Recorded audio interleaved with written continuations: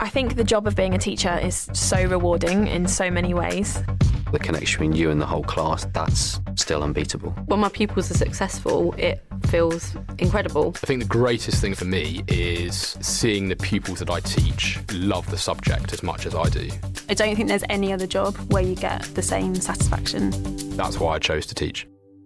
You could get £26,000 tax-free to train. Search Apply to Teach. Selected subjects only, subject to eligibility. And now you're listening to Gamer Tag Radio.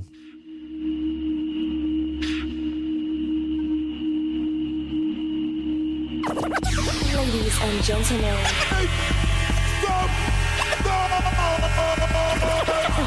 podcasting since 2005, you were listening to Gamer Tag Radio with your hosts Godfrey, Pete Rock, Paris, Pasta. Come on, come on, come on. Yeah.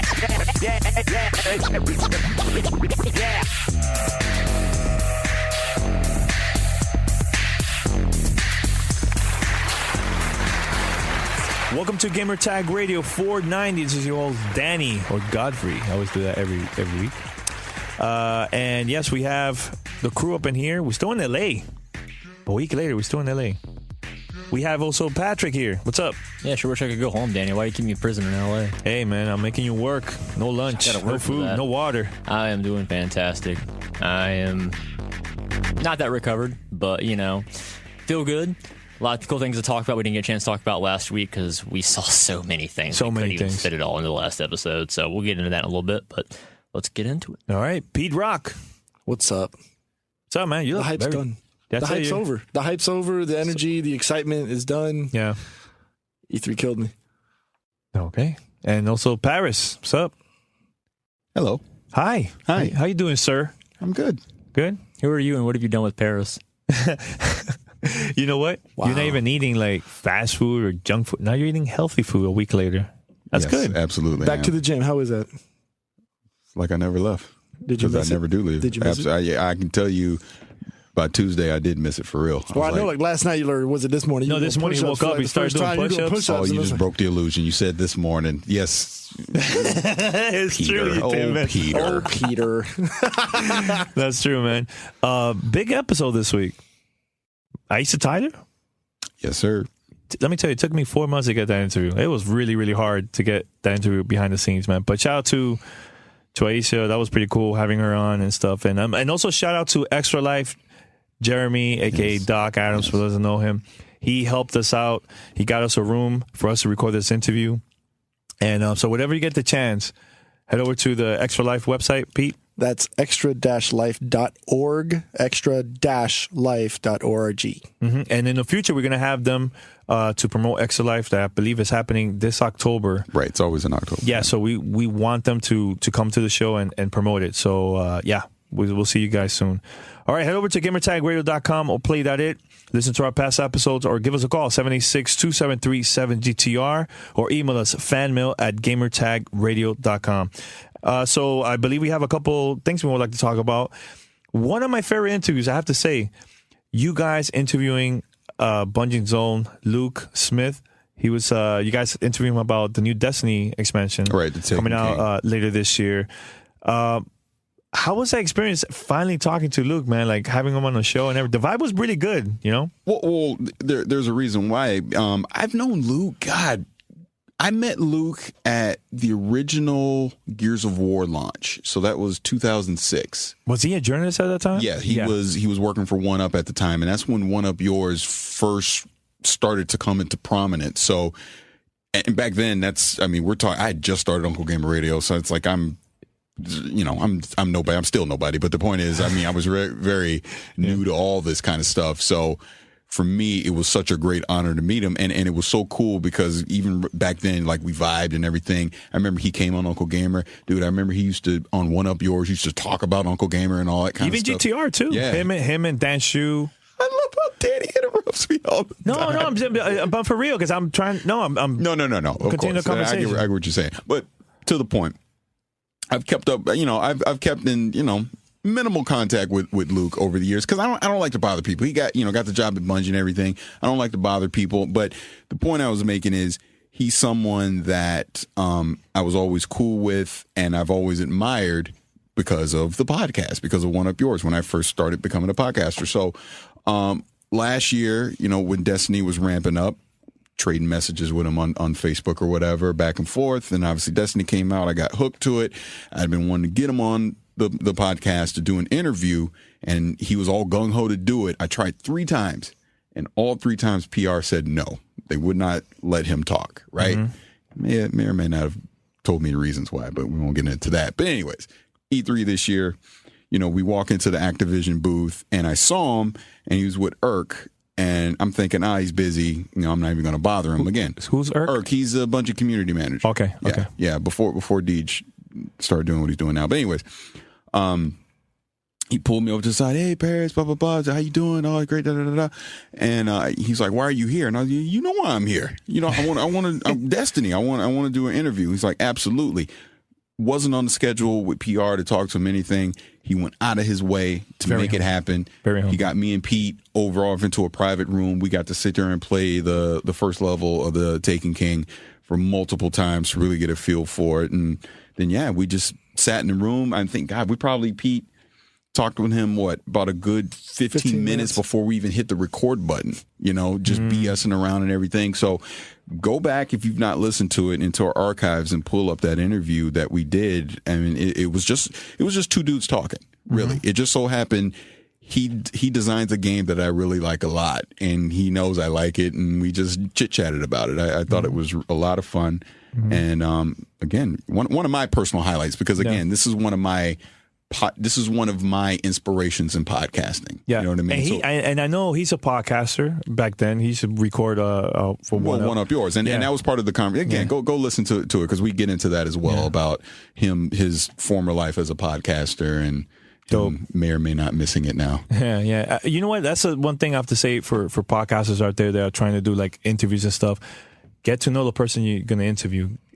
Make them feel comfortable. Every time we go to an event and we talk to a developer, at first I vibe with them, get to know, a little bit about them and stuff. And then from there we just talk like we were just hanging out, chilling. And every interview that we record, they always say, wow, this was really good.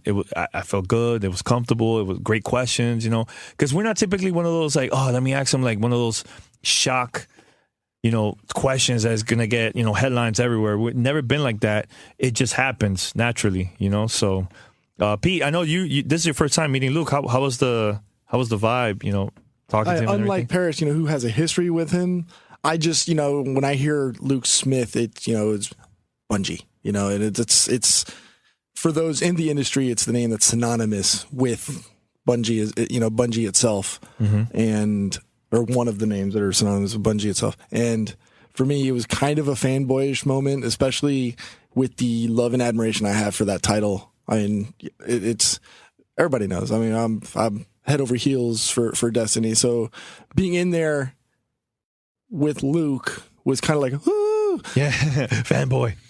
But on a personal podcaster level, like I don't really talk much in there. I was, I did speak, but I saw the natural fluidity of the conversation between Paris and Luke. And it was like 2 really good friends just BSing over there. And I had to sit back. And at one point I just pushed the mic away and I was just like, you know what? You do it. It was just such a great conversation that just happened to be recorded for our podcast.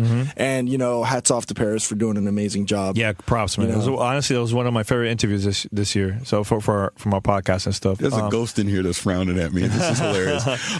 Real quick, you can't get me. Real quick, one side note, just because it wasn't in the interview, but Luke mentioned that because he was the lead director for the Vault of Glass raid. Oh, I didn't know that. Which was the raid that came out at launch for Destiny. He had nothing to do with the Dark Below DLC or House of Wolves DLC. He immediately started working on the raid for the Taken King. So to put it in context, basically they've been working on that raid for a year.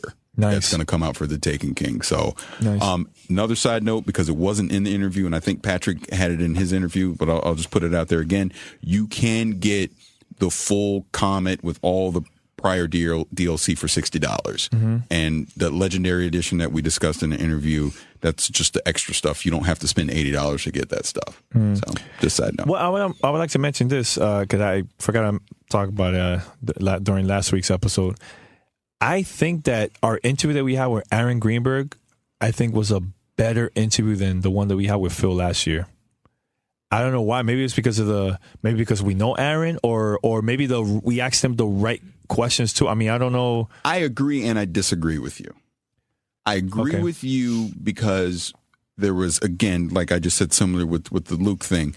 We have, and especially you have that history with Aaron Greenberg. So when we sat down with him, I didn't even feel like we needed to like super prepare for it because I kind of just already knew what I wanted to say to him. And it just came out naturally, which is fine.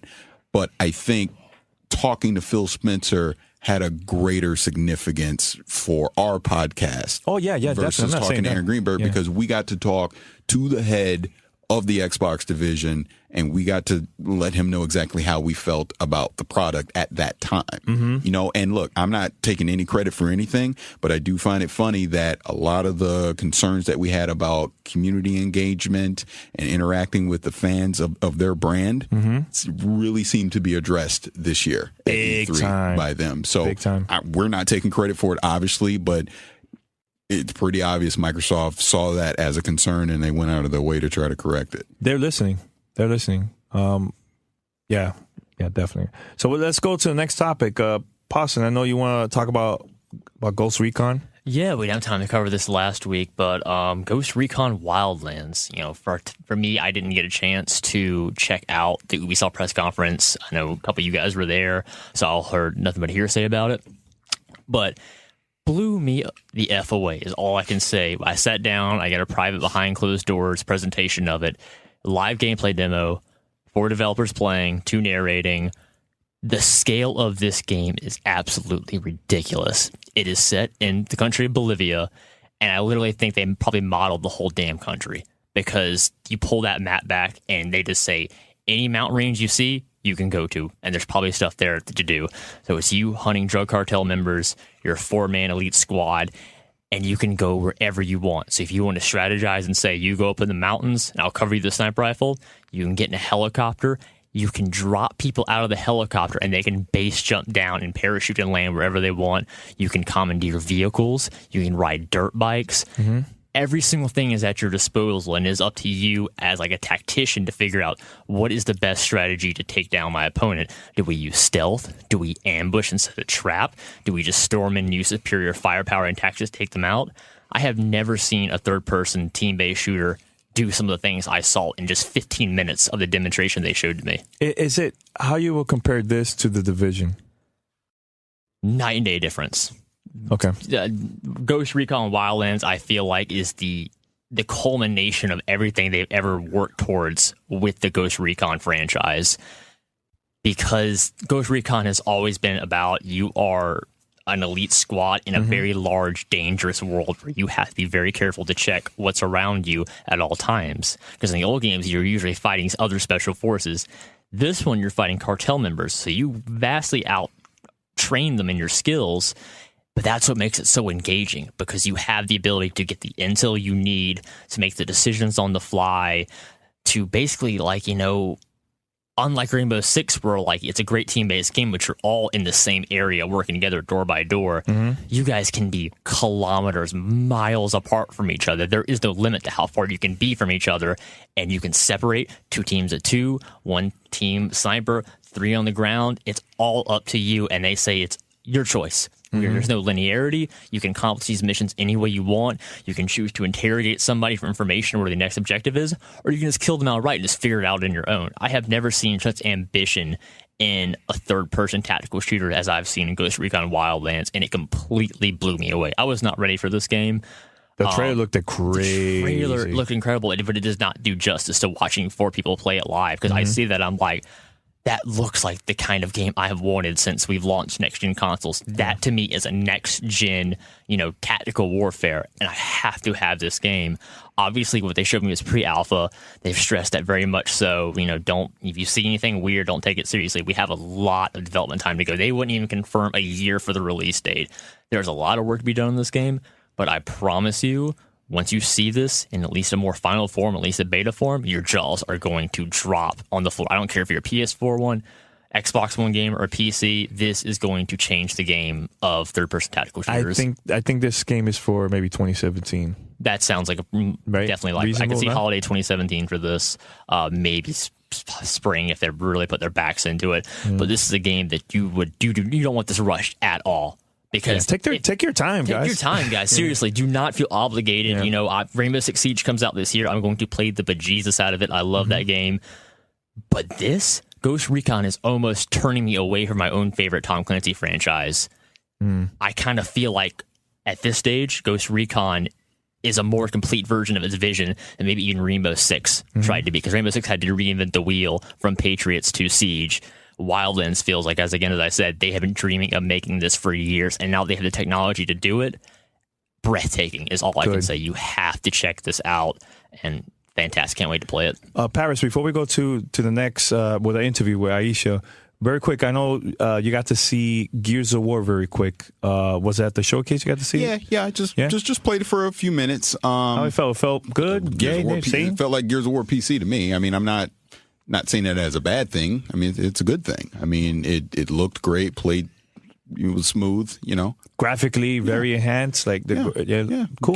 Gears of War, it's good. I mean, I would say for anyone that hasn't experienced Gears of War, definitely go pick up that Ultimate Edition on Xbox One or the PC.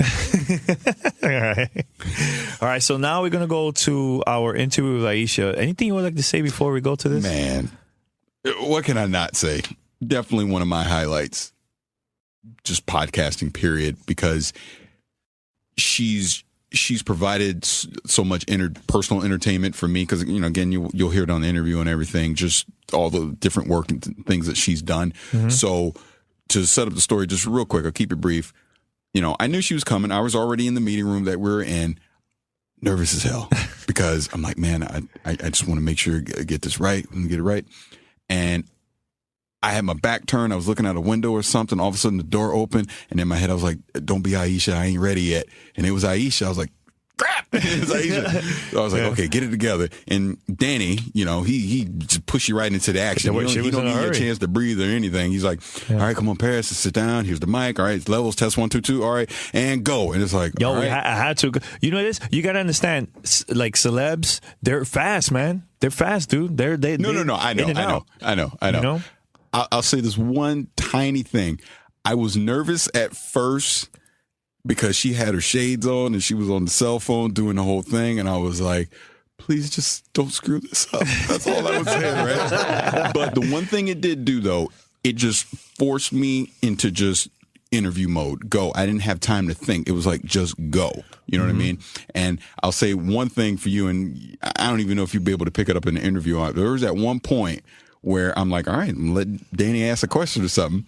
I try to hand him the mic. No. He's waving me off. No. I have a reason why. I have a reason why. Because at that moment, you guys can listen to the interview. At that moment, I felt like you and her had this vibe. Like the conversation was really good. I didn't want to kill it.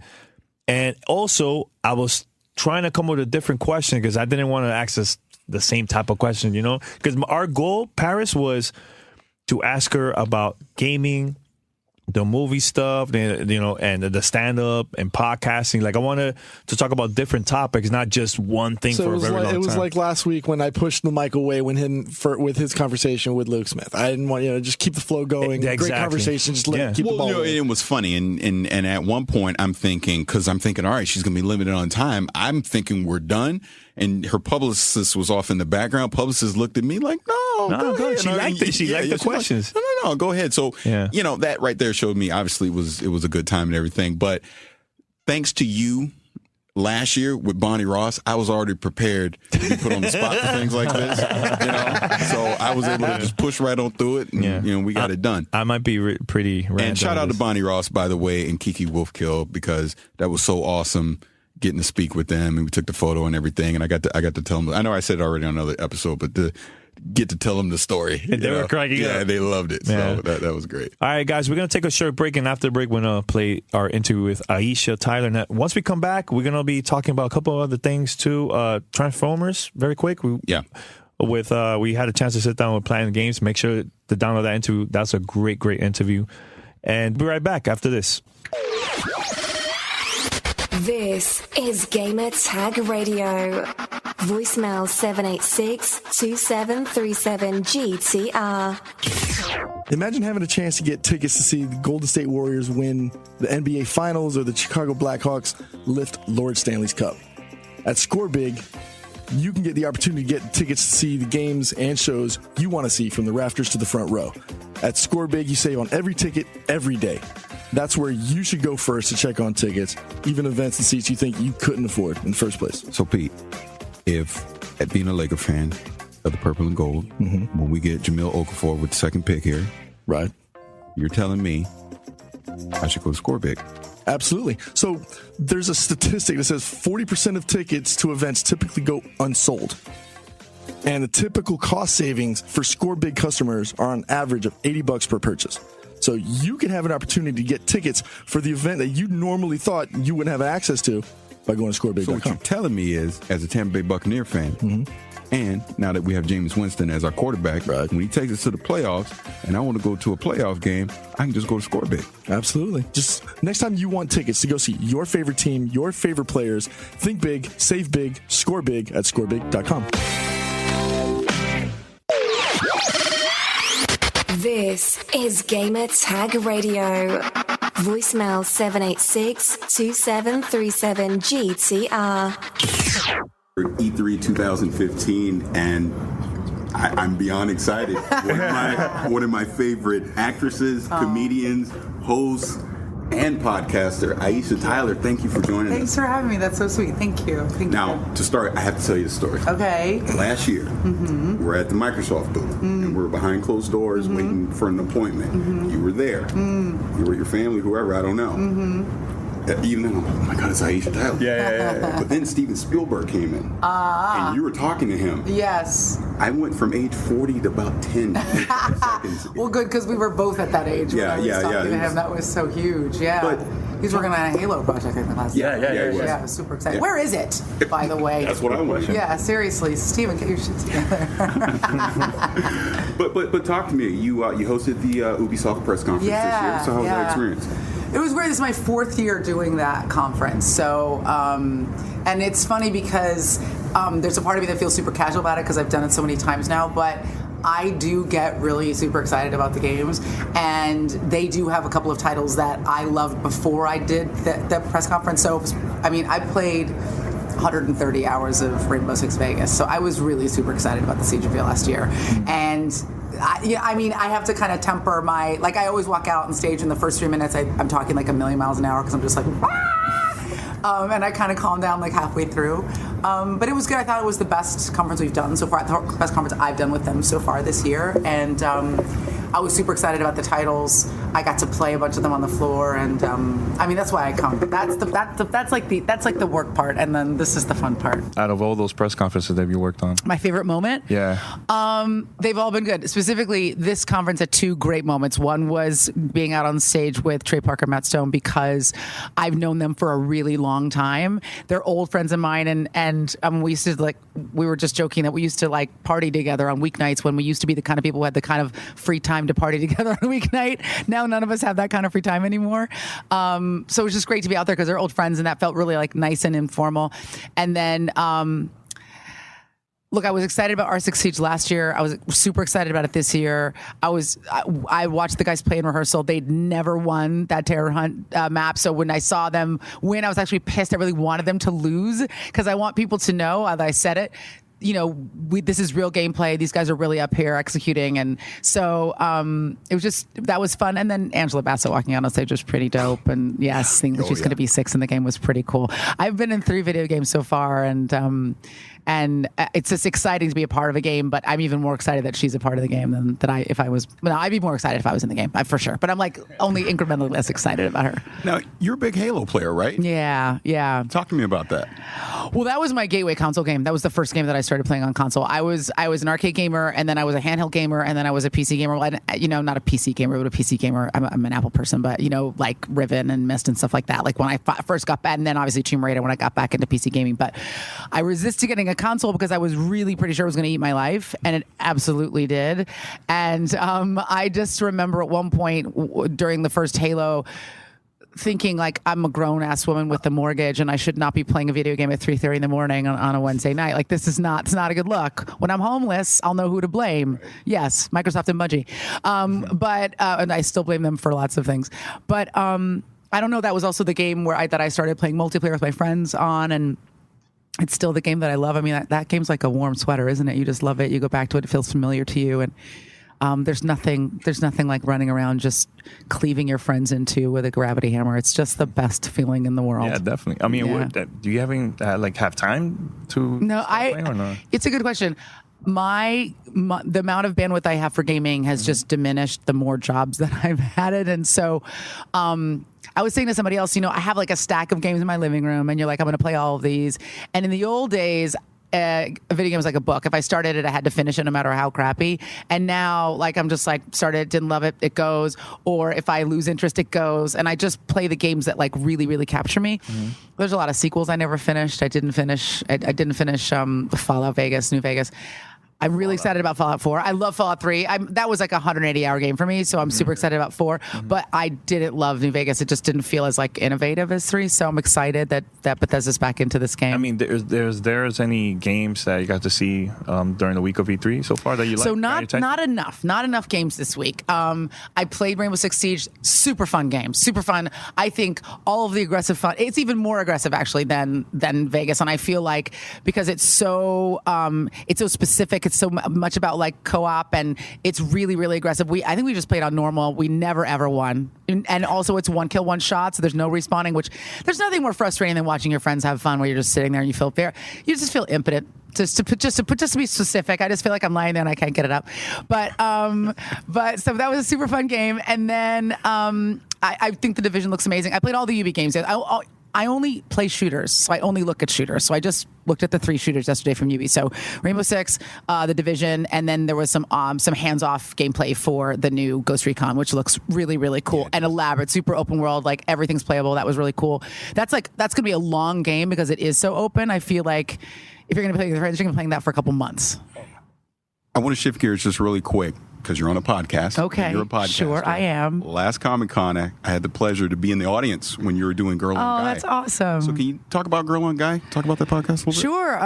Girl on Guy's in its 4th season. Wrapping up its 4th season at the end of July. This has been a really gratifying year. We just hit 14 million downloads, which is plenty for a little show I just wanted to make to talk to my friends. And this year, we had some amazing guests. I mean, there's so many, I won't remember them all because I have a really crappy memory, but we just had David Benioff from Game of Thrones, who I'd been pursuing since the first Comic-Con, and I finally got him on the show. And he gave me like 2 hours of his life, which was massive. Nice. I just got LL Cool J, who I've also been pursuing for like 2 years, so that was pretty amazing. So I wish I could remember all the great people we've had on. I mean, I'm still a fan at heart, and so these conversations are an opportunity for me to get somebody I am in love with alone in a room for an hour and a half, and I just try to hold it together and not like sweat bullets or pee myself a little bit, but. It's this year we're going to do another event at Comic-Con. We're moving it to a new venue. It's really exciting. We've always had it in a small venue, but it's grown and grown every year. And so this year, can I say this? We're going to be doing it at the U.S. Grant, which is where the very first Comic-Con was held. So that's going to be a nice historical moment for us and for the podcast. But some cool people. I'm going to have The Flash on pretty soon, Grant Gustin, and I may get a redux from The Arrow, and we're getting some more superhero stuff going for this Comic-Con. I know you're going to attend a podcast movement this year. here. Talk about that. Well, so I'm supposed to come and do a keynote. I haven't written it yet. It's going to be full of curse words. I'm being really well behaved for your show, but I'm terrible at email. But it's funny because for me, I don't know. The thing about the podcast specifically is I did it because I went on a couple of friends' show. I've always loved radio. As a stand-up, a big part of your life is doing radio. You go to a new town, you get up at 5 a.m, you do like all the radio stations to promote your show. So I've always loved doing radio. But when I did the Nerdist, and then I did Adam Carolla's show right when he was moving from, terrestrial radio to the internet. It was just so fun to sit around and shoot the shit with no rules with someone for an hour. And I started the show not knowing if it was going to go, just wanting to see if I liked it, and I loved it. My show is completely self-started. I don't have a network. I don't have a producer. I don't have an engineer. I record and cut and conform and upload every show myself, which is really, really stupid. I really could use somebody to do it for me, but now at this point, I've just been doing it for so long. Yeah, I don't know. It's just easier. It's easier for me, do it at 3 a.m. than to have to get it somebody on time because my schedule's so crazy. I love making it. I don't know that it's going to be the thing I do for the rest of my life, not because I don't love it, but because I have so many other things competing for my attention. But what's been really gratifying for me is how connected your listener is to the material that you put out there. And sometimes you think you're just throwing a bunch of crap up in the air. But when you get a letter or a tweet or a Facebook post from someone who says, I love your show. It got me through a hard time in my life. It got me through a breakup. It got me through, losing a family member or, a transition in my life that was really challenging. And listening to your show in the car, at my desk, or when I run really changed me, really helped me. That's why I keep making the show. And I think I don't want to put too fine a point on it because I'm not saving lives here. I'm not, I'm not a doctor, but I love the show. And I hopefully that love comes through when people are listening to it. Now, I have to ask this because if I don't, my friends will just 100% kill me. As you're talking, I'm still in audit. I'm sitting next to you right now. But as you're talking, all in my head I can hear is Lana Kane. Oh, yeah. Very hoarse Lana Kane. How much fun is it to do, Archer? Oh, I love making that show. I really do. My first tying those two topics together, some of my very first podcast guests were my castmates and the show creator on Archer. But when I got offered that script, I remembered I'd really love them because they were the people who did C-Lab 2021. And I was a huge fan of that show. And I said yes, essentially sight unseen to Archer. I think I'd read 10 pages of the script. I knew it was never going to make it on the air. So I was like, I'll just go make some money, kick it in Atlanta for a couple of days. It's too smart, too funny, too dirty to make it on the air. And every year that we go, I think we're always really pleasantly surprised, not because we don't love and believe in the show, but because we just get to make this incredibly cerebral, incredibly filthy show, and people like it and people watch it, and to us it's still like that lumpen little ashtray that you made in shop class, so the fact that people like it is really gratifying. I'm so proud of it.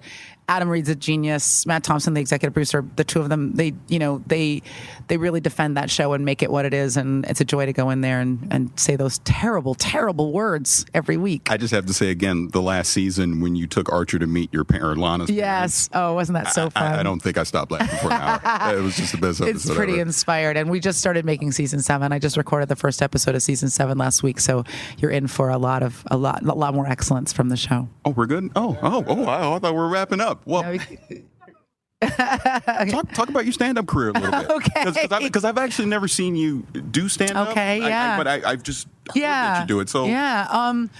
This would be my 22nd year doing stand-up, but for the first time, I took this year off.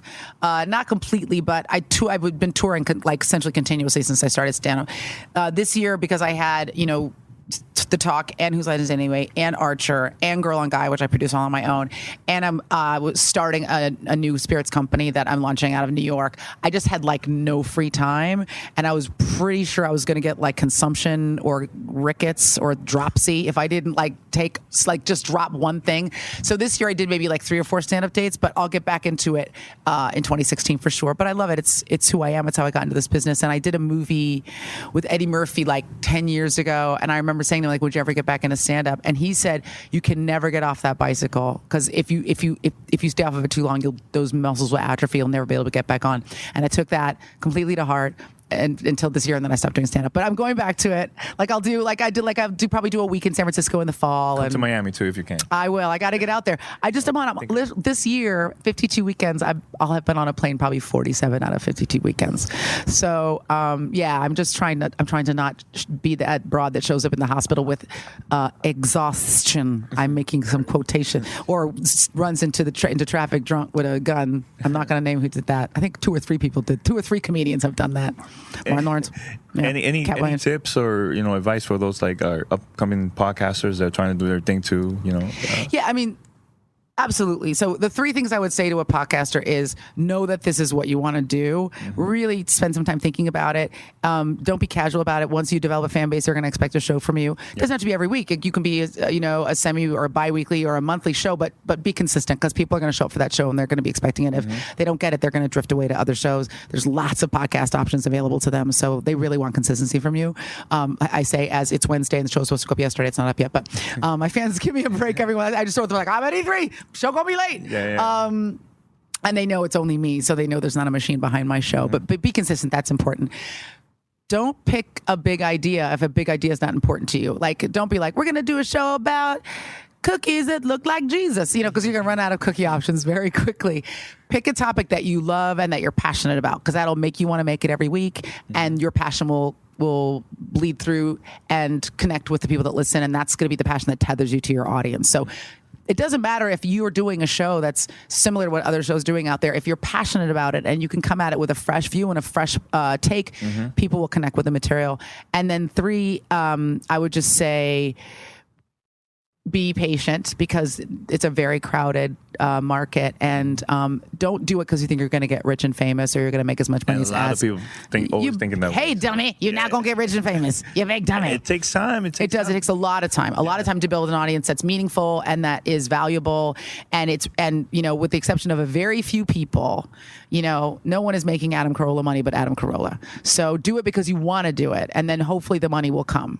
And they tried to sue him, so right, because they saw that big ass bag of money and they were like, "How do we get some of that?" But I would say, from my own standpoint as a podcaster, I always say, don't do it unless it's fun. Yeah, it starts feeling like work unless you're getting paid. Right, why are you because you are doing it for free. So if it's not a totally joyful hour for you, if you occasionally I'm like, man, I don't want to, and then I sit down and I do it, and I always love it. At the end of the hour, I'm always like, oh God, this is why I do this.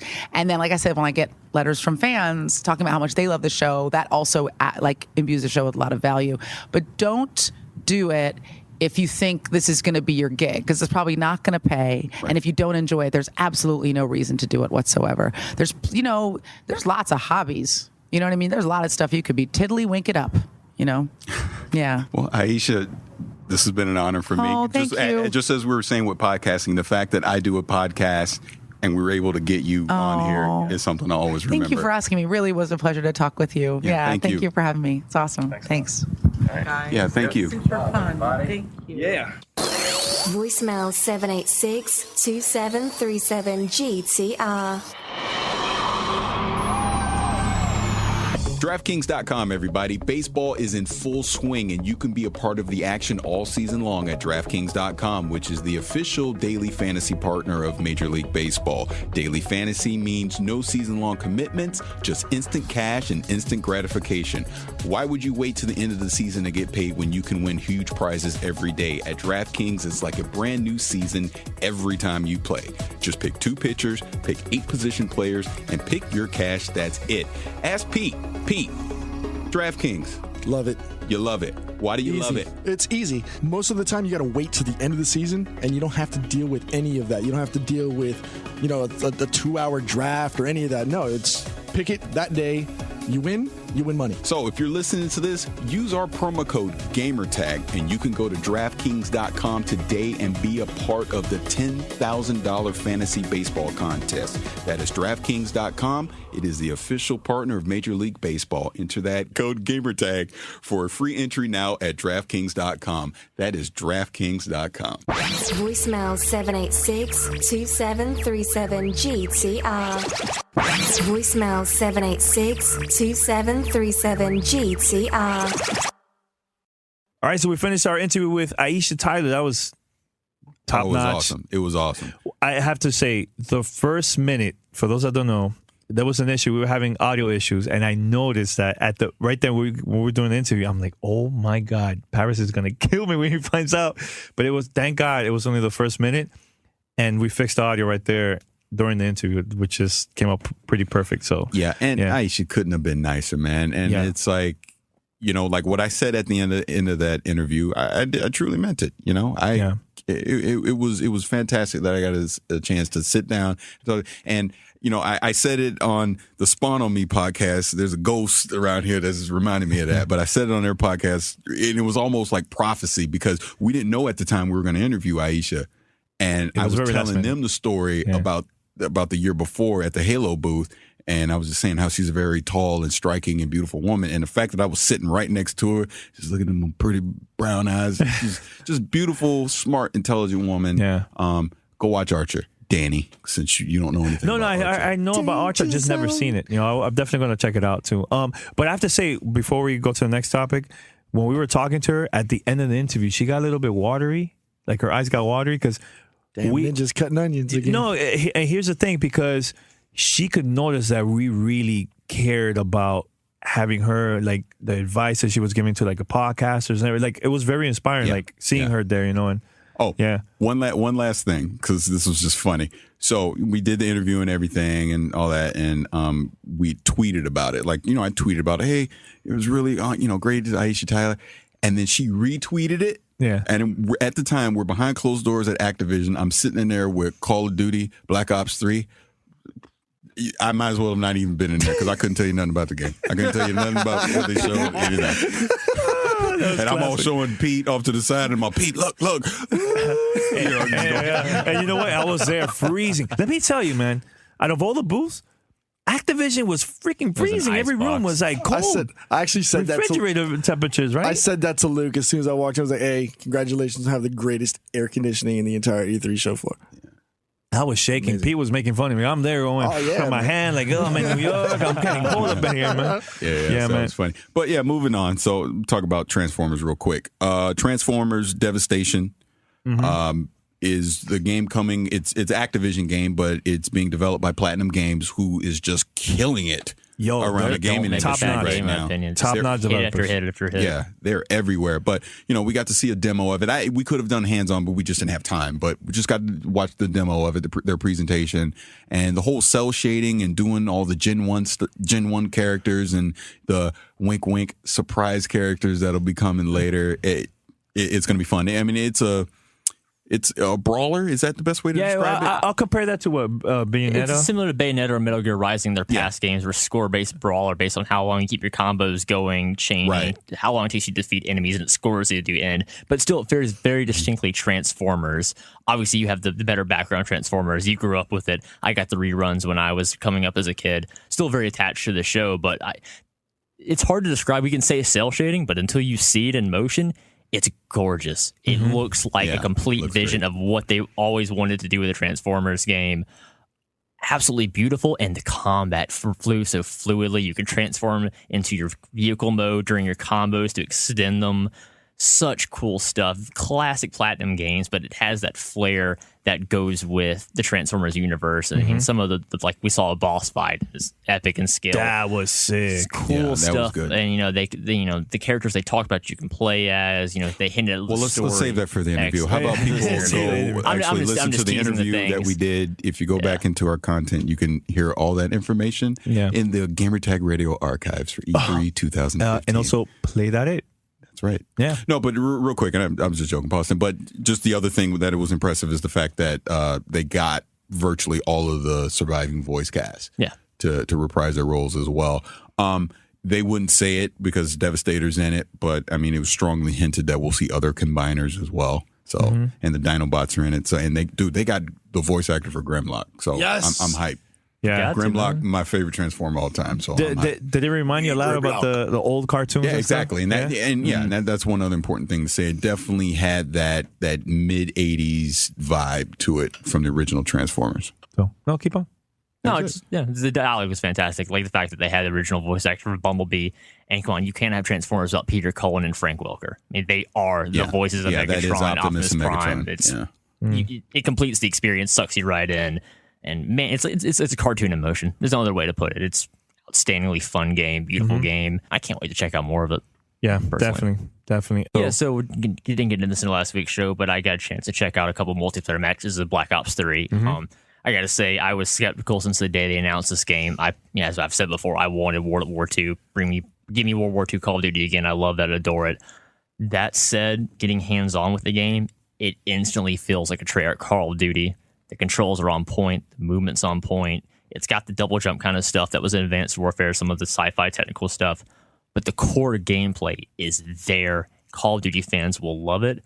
And I was surprised myself at how well I was doing right off the bat, because those skill set, you pick it's like riding a bicycle. You don't forget how to play Call of Duty, but how quickly I adapted to the new environments, the stuff that was the movement from Advanced Warfare, and the new gadgets and some of the things you can do, like the gravity spikes. You can jump up in the air and do like a ground pound smash attack, kill everyone around you. Very, very cool stuff. And it didn't feel like it was overwhelming you with the technology stuff, because I feel like some games go too far with the sci-fi.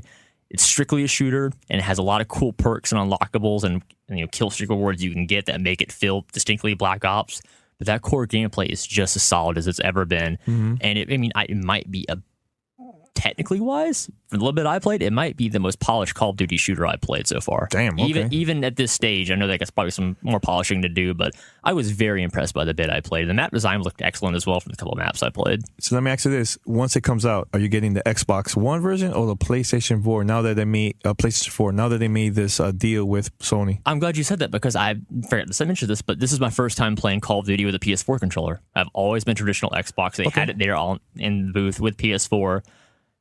It was just like playing Destiny. And just those skills come to you so naturally. It is a fantastic controller for Call of Duty. I mean, I was doing just as well as I would have done with an Xbox One controller, which surprised even me. So it's a tough call right now. I mean, again, it's going to be a very busy holiday season with Star Wars Battlefront and Rainbow Six Siege and so many other shooters.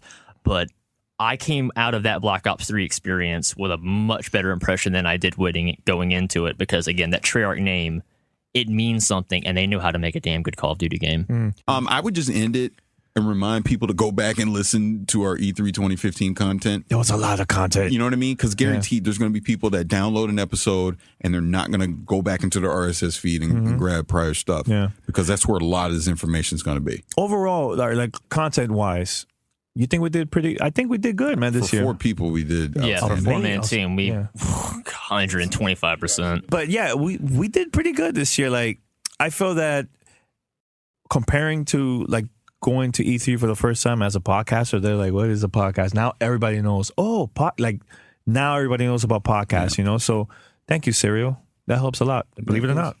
And now everybody knows what a podcast is. So I didn't talk about Forza 6.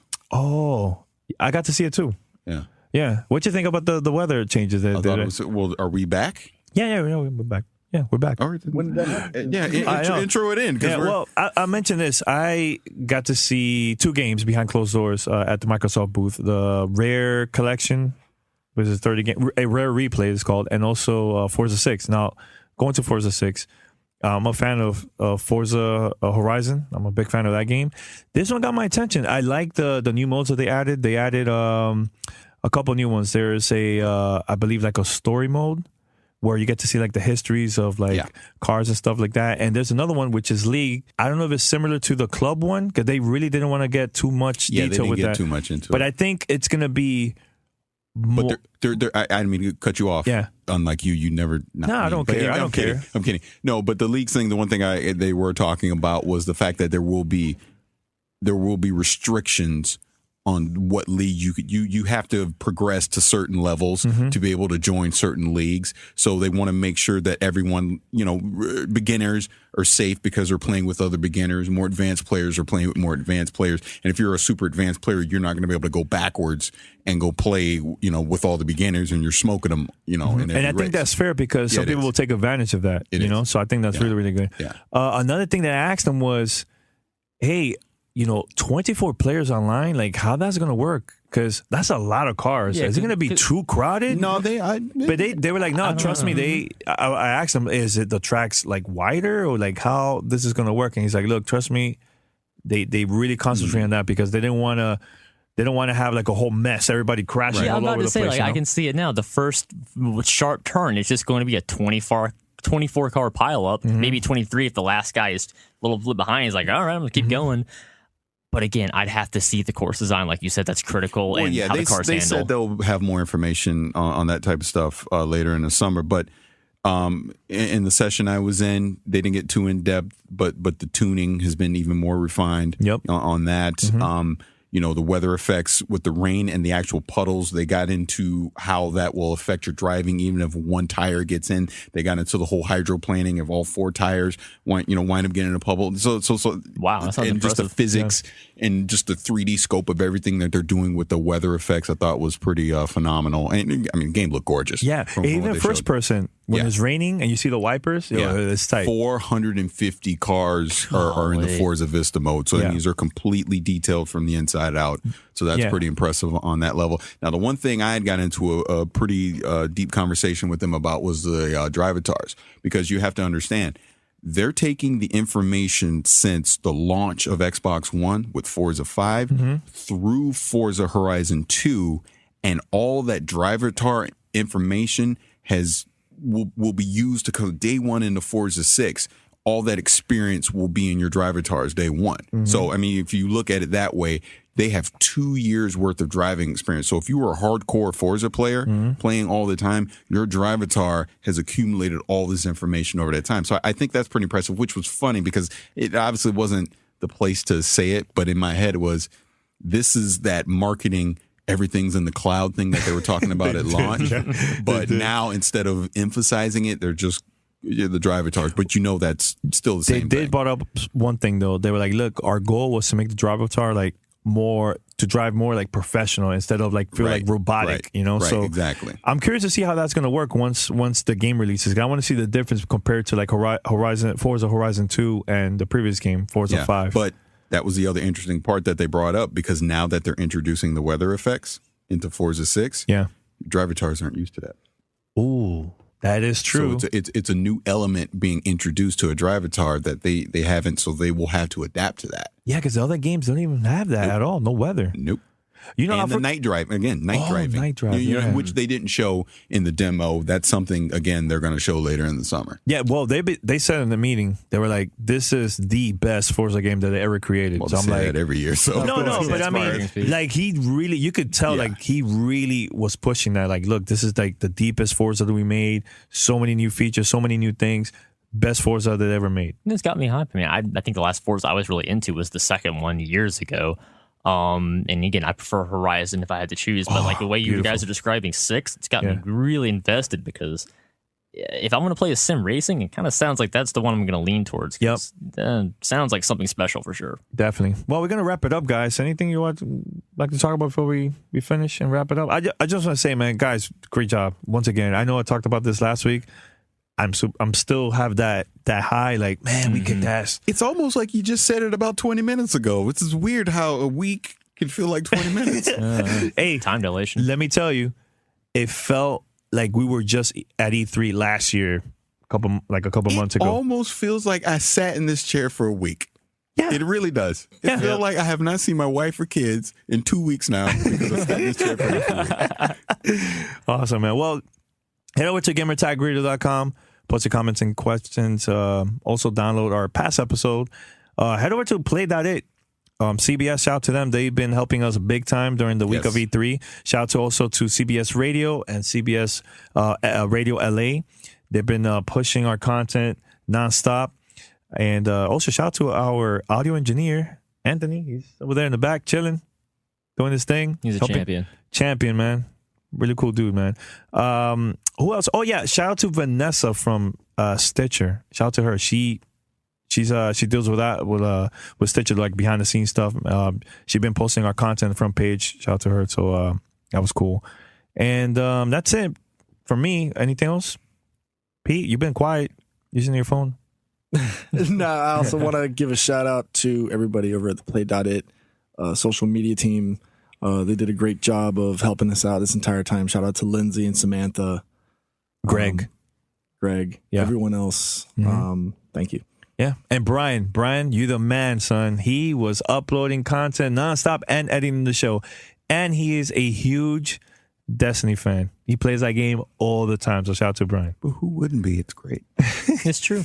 And I believe Danny? he's playing on an Emerald. So Pete, you should meet up with I'll him. reach out to him. That's one last story. I'm glad you brought that up. I'm glad you brought that up. Yeah. Hot seat. So when we're talking with Luke or whatever, and at the end before we walked out, he's like, "Hey, we should play Destiny together sometime, whatever.